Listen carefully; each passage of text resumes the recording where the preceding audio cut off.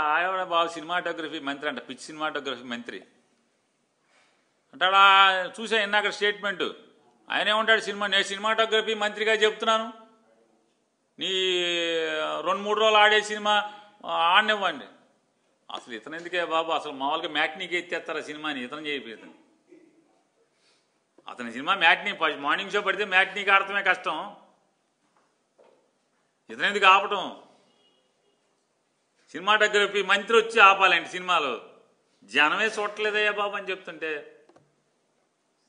ఇప్పుడు దాకా కొనుక్కున్న వాళ్ళు బికార్లు అయిపోయారు, సినిమాలు కొనుక్కున్న వాళ్ళు బికార్లు అయిపోయారు. ప్రభుత్వానికి జీఎస్టీ కట్టలా ఇంతవరకు ఆ ప్రొడ్యూసర్. ప్రభుత్వం నుంచి అడిగిన ఒక్క అధికారి లేడు. జీఎస్టీ కట్టపోతే ఇంతవరకు ఆ సినిమాకి ప్రభుత్వం నుంచి అడిగిన వాళ్ళు లేడు ఎవడు. వేరే వాడిని అయితే ఊరుకుంటారా అని అడుగుతున్నాను. సినిమాలకు జీఎస్టీ కట్టరు, కొనుక్కున్న వాళ్ళేమో బికార్లు అయిపోయి పాపర్లు అయిపోయిన పరిస్థితి. దానికి నువ్వు సినిమాటోగ్రఫీ మంత్రి ఒకడు వచ్చి ఆపాలండి. మళ్ళీ ఇవన్నీ వేస్ట్ మాటలు ఎందుకు ఇదంతా.